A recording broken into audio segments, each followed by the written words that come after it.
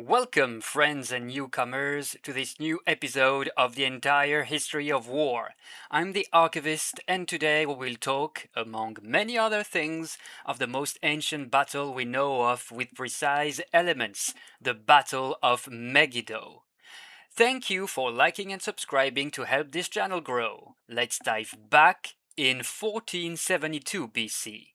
The fifth pharaoh of the 18th dynasty of Egypt, Hatshepsut, is a woman. She's the regent of the yet too young Thutmose III, our hero of upcoming Megiddo.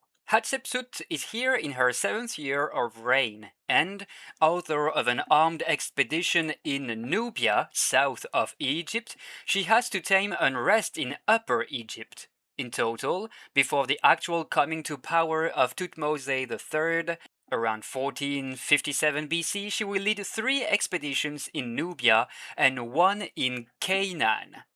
These are Egyptian archers represented on a wall of Hatshepsut mortuary temple. 1460 BC, the Hatti of the Hittites in Anatolia regains some strength under Tudhaliya I after several minor kings and assassinations. After a short civil war, Tudhaliya leads the Hittite army in a reconquest, first westward, then northward, where the ferocious Gazgas are repulsed, finally eastward, against the small kingdom of Isuwa, an ally of the Hurrians of Mitanni. Mitanni is also eastward. Hasuwa in Kitsuwatna is retaken, but the Mitanni of King Parshatatar will seize the region after a campaign in the upcoming years. Alright, here we are, the year of Megiddo. Thutmose III is now in power in Egypt, and he assembles his army for beyond Canaan, a rebellion backed by Mitanni, and including the cities of Kadesh and Megiddo, just on the tip of the arrow, has risen against Egypt's influence.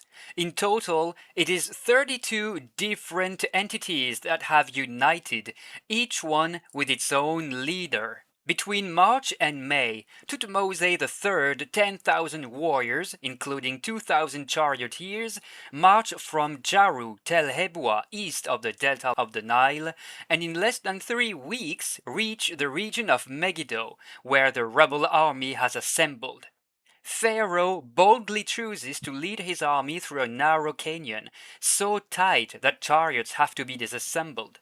A daring move, but that allows the Egyptian army to arrive from an unexpected direction, and with the advantage of height. In 3 corps, Thutmose III forces assemble. They outnumber and outflank the rebels gathered on the plain of Jezreel, in front of Megiddo in nowadays Israel. As soon as the Egyptian charge is sounded, the rebels lose all courage and flee towards the city, abandoning their weapons. Only 83 of them perish, though, as many of Pharaoh's soldiers stop to loot what they can. People from the city, the gates being shut, throw ropes to their fleeing fellows to help them back behind the walls. Thutmose, not wanting to lose men storming Megiddo, settles a siege, including a trench and a wooden palisade. 7 months later, Kadesh capitulates, and Thutmose makes 340 prisoners, takes 1,000 chariots, probably not all for war, 2,000 horses, 200 sets of armor, 500 bows, and 1,000 heads of cattle. Remarkably, he releases the rebel leaders. Thutmose III is now master of future Palestine, and he will lead 3 additional campaigns in the upcoming years, taking Kadesh on the Orontes River. And about this view of what remains of ancient Megiddo today, note that the citadel could have been surrounded by other blocks of crude wooden or cob buildings, which did not leave remarkable signs of their presence.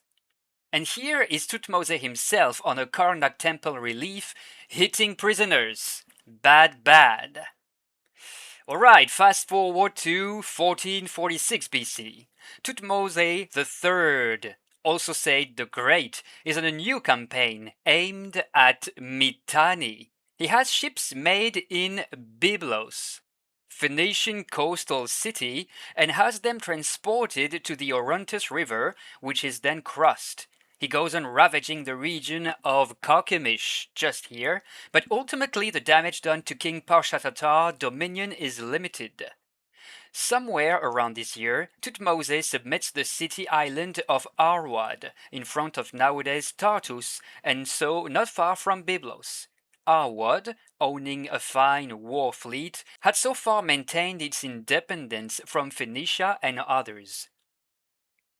1445 BC, Kadesh, recent Egyptian acquisition, is now taken from them by the Mitannians. Thutmose then launches a new campaign to repulse them northward.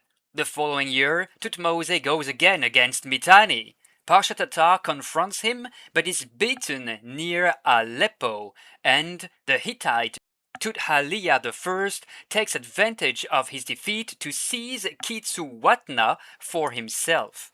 The following times, Tudhaliya will turn westward and take control of Arzawa and lead a raid against Aleppo that Egyptians did not keep for themselves in the end. In the upcoming years, though, the Lucas, plunderers from southwestern Anatolia, will attack Arzawa, forcing its inhabitants to flee to Zipasla, a small land in Mounts Taurus. It seems that one of these refugees, Maduwatas, was then encouraged by the Hittites to attack its former country of Arzawa, as its kinglet Kupanta Kurunta attacked the refugees. Dominated, Maduwatas will settle a peace with Kupanta Kurunta, marrying his daughter, and even taking his succession at the head of a reinvigorated Arzawa, Lucas' attacks having stopped apparently. 1437 BC, possible year, that would be 7 years after the Battle of Aleppo, of a Phoenico-Hurrian revolt against the Egyptians, of course encouraged by Mitanni. Thutmose III marches north and takes Arcata, then Tunip, before being stopped by the garrisons of 3 Mitannian bastions in the vicinity of Kadesh. And quite some years later, in 1424, ends Thutmose's third reign. In addition to all we mentioned earlier, he expanded Egypt's frontiers southward in Nubia down to Kurgus. In Canaan and Amuru alone, these regions today, he led 17 campaigns. During one of them, one of his generals, Jehuti, would have introduced 200 of his soldiers inside of rebellious Jaffa, Yapu back then, by hiding them inside offering baskets. What do you think of it? Trojan's horse legend style or possible historic event? Concerning Thutmose III, he also built numerous fortresses in conquered territories. His armies that included Egyptians, Nubians from the south, Libyans from the west, and even Hittites and Aegeans from the Aegean Sea's shore, mercenaries or former prisoners, and these detachments were either led by Egyptian officers or by some of their own. And here is Thutmose III represented as a sphinx lying on the 9 bows, the enemies of Egypt. Goodbye, Pharaoh. Have a nice rest. Moving on to 1420 now. Another death, sorry. It's the Hittite Tudhaliya I that passes away.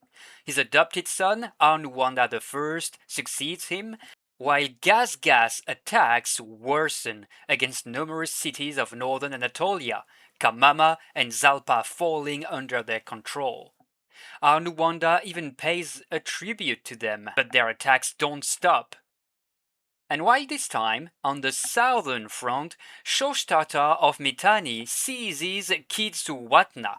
Shoshtarta is not only a nuisance for the Hittites, as he has taken, some time earlier, their capital Assur from the Assyrians, subduing their king Assur-nadin-Ahed I and his successor this year, Enlil-Nasir II. Mitannian armies of the time counted numerous two-wheeled war chariots and were among the most powerful.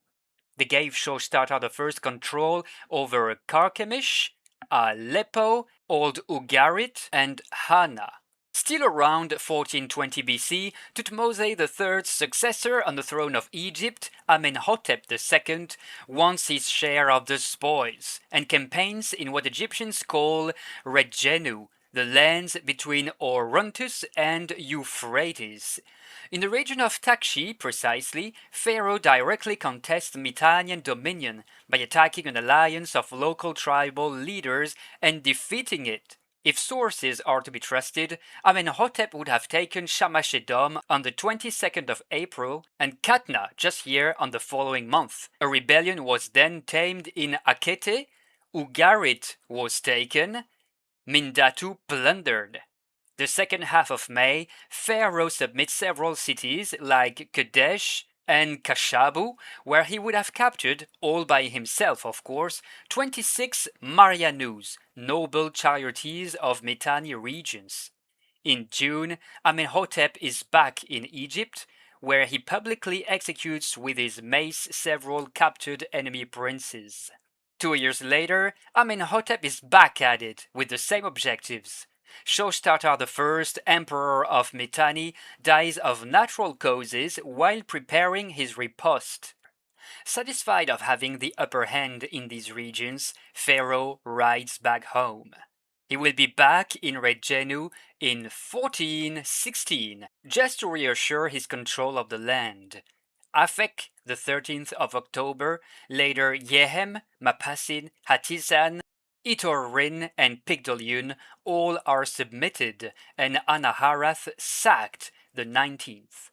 To top it off, Prince Gargur of Geba Sumne and Prince Kebsemen of Megiddo are captured, and Pharaoh could have been back to Egypt in November with close to 90,000 prisoners. Probably less than that, to be honest. That's all for today. Thank you for your fidelity, your comments and subscriptions. I see you in the next video where we'll meet the Mycenaeans, Greeks that could turn into formidable warriors. Have a nice day, folks.